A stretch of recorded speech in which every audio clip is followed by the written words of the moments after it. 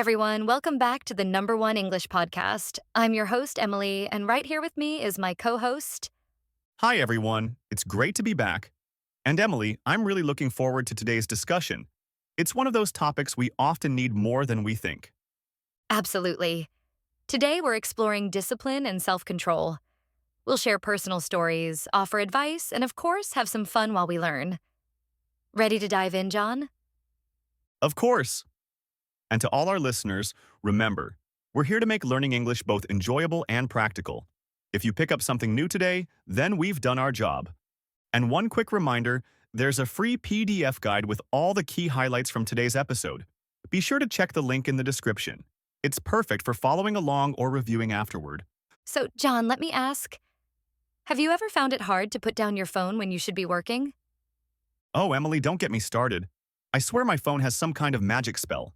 You plan to check just one message, and suddenly an hour disappears. I know exactly what you mean. 1 second you're replying to a text, and the next you're watching 10 videos in a row. Exactly. And it's not just phones. It could be snacks, games, or hitting snooze again and again. Staying in control is really challenging. That's so true. And that's why we're having this conversation. Because these struggles are universal, and there are ways to manage them together. Let's begin with defining what discipline and self control actually mean. John, how would you describe discipline? Well, Emily, I'd say discipline is doing what's necessary, even when you don't feel motivated to do it. Like dragging yourself out of bed on a chilly Monday to get to work. You'd much rather stay under the covers, but you push yourself to rise because it's what needs to be done. Oh, I've been there, especially when your blanket feels extra cozy. There was a time I struggled with early workouts. I started putting my alarm clock across the room, so I had to physically get up to turn it off. Once I was on my feet, the rest of my morning flowed better. That small change helped me stick to my morning routine. That's a clever trick. It really shows that sometimes discipline just needs a tiny bit of support. Now, self-control, that's a little different. It's the ability to hold back from things you know aren't good for you, like saying no to another slice of cake when you're trying to eat clean. It takes practice, but it's something you can strengthen over time. Speaking of that, I remember trying to reduce my caffeine intake last month. I'd always stop by my favorite coffee place before work. The smell alone was so tempting. But I told myself, not today, just keep walking.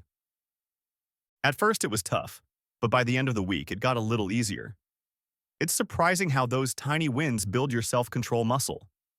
So true. Every little victory counts. It's like when you're trying to concentrate and your phone keeps lighting up. You have to resist checking it, even out of curiosity. The more you practice, the better your discipline and self-control become. Habits. And that brings us to habits. When you repeat something consistently, it becomes second nature. Like, if you go for a walk after dinner every night, it eventually becomes automatic, something you don't have to think about. Exactly. Habits are like shortcuts your brain uses.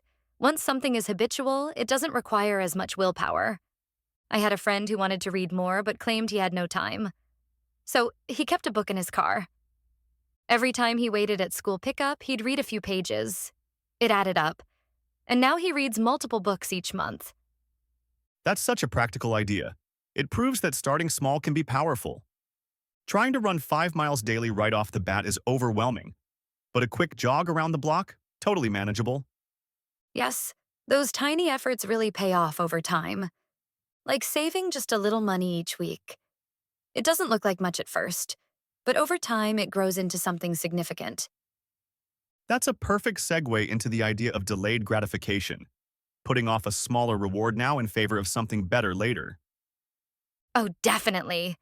Like choosing not to buy that new gadget so you can save up for a dream vacation. It's hard to wait when you want something badly. Back in college, I had to skip nights out with friends to save for a spring trip. It wasn't fun at the time, but hitting the beach later? Totally worth it. Exactly. It reminds me of that experiment with kids and marshmallows. Take one now or wait and get two. It sounds simple, but it's really about teaching ourselves to be patient. And this applies to health too. Like skipping dessert when you're aiming for fitness goals. It feels tough at first, but once the results show, the motivation strengthens. That's so true, Emily. But let's be honest, discipline can feel nearly impossible when we're under stress. Stress pushes us toward instant comfort, like junk food or endless TV shows. It's a way our brain copes with pressure. I totally get that. During tax season last year, I was buried in work. I'd come home and dive into snacks.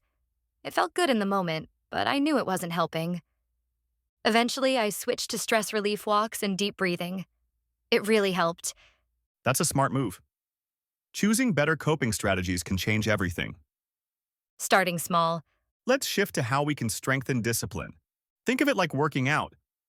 You start light and build up gradually. Yes, you wouldn't lift the heaviest weights your first day at the gym. Same with discipline. Don't set your alarm 2 hours earlier out of the blue. Try waking 15 minutes earlier, then 30, and so on. That reminds me of a method called habit stacking.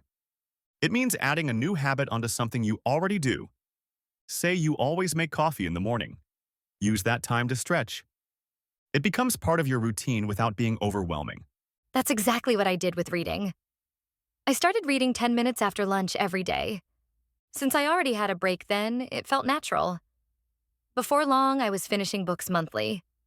Listeners, we'd love to hear your stacked habits too. Share them with us in the comments.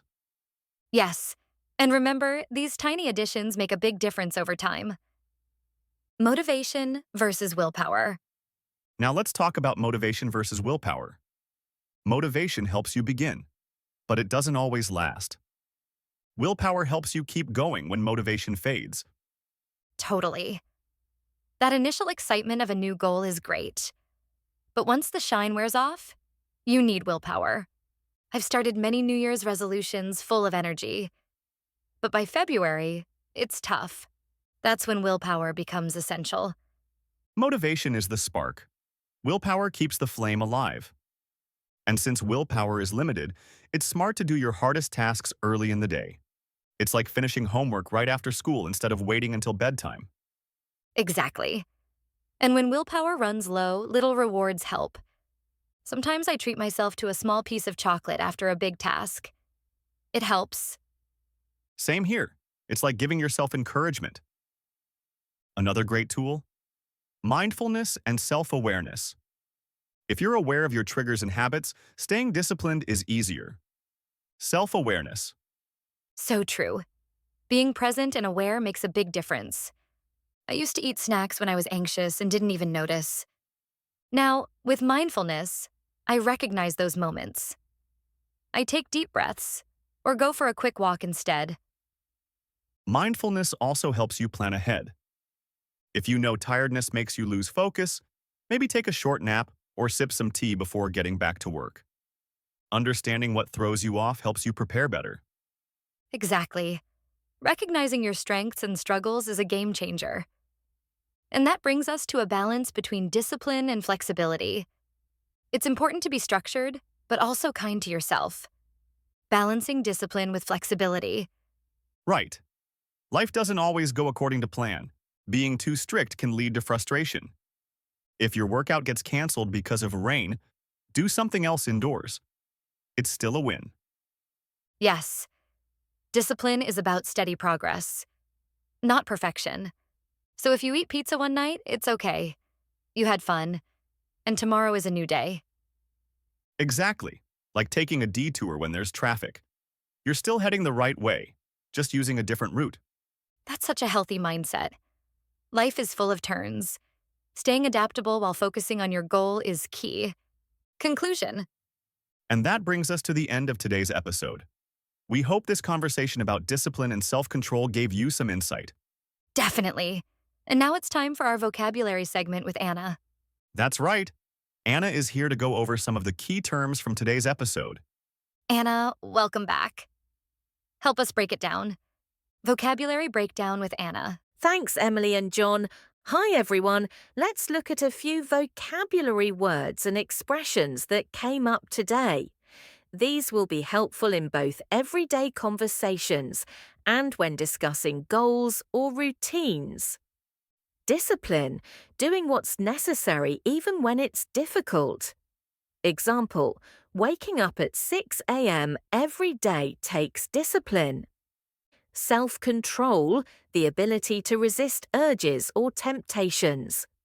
Example, skipping dessert when you're trying to eat better takes self-control. Delayed gratification, waiting for a bigger reward instead of taking something now. Example, saving up for a trip instead of buying fast food is delayed gratification. Hit snooze, postponing getting up by using the snooze button.